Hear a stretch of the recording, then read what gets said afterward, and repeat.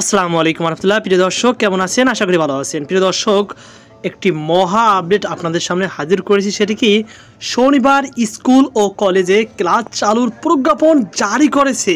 তো চলুন আমরা বিস্তারিত তথ্য জেনে নিই।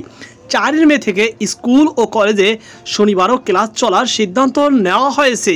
বৃহস্পতিবার মাধ্যমিক ও উচ্চশিক্ষা অধিদপ্তর এক প্রজ্ঞাপনের মাধ্যমে এই তথ্য জানা যায়। এর আগে দৈনিক শিক্ষা.com এই তথ্য নিশ্চিত করেছেন শিক্ষা মন্ত্রণালয়ের একাধিক কর্মকর্তা।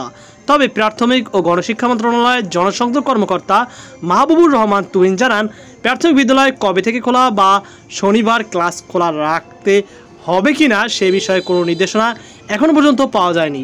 দেশের বর্তমান তাপমাত্রা সর্বোচ্চ তাপমাত্রা নয়।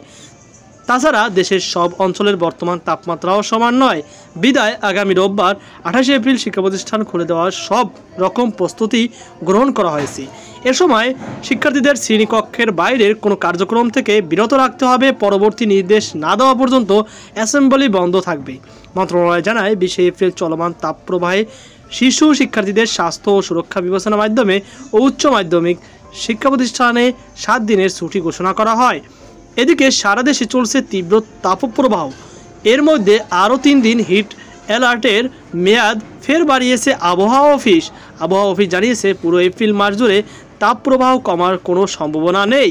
তো প্রিয় দর্শক, দেখতে পাচ্ছেন একটি নোটিশ। এই নোটিশ তথা প্রজ্ঞাপনের মাধ্যমেই এই তথ্যটি আমরা জানতে পেরেছি।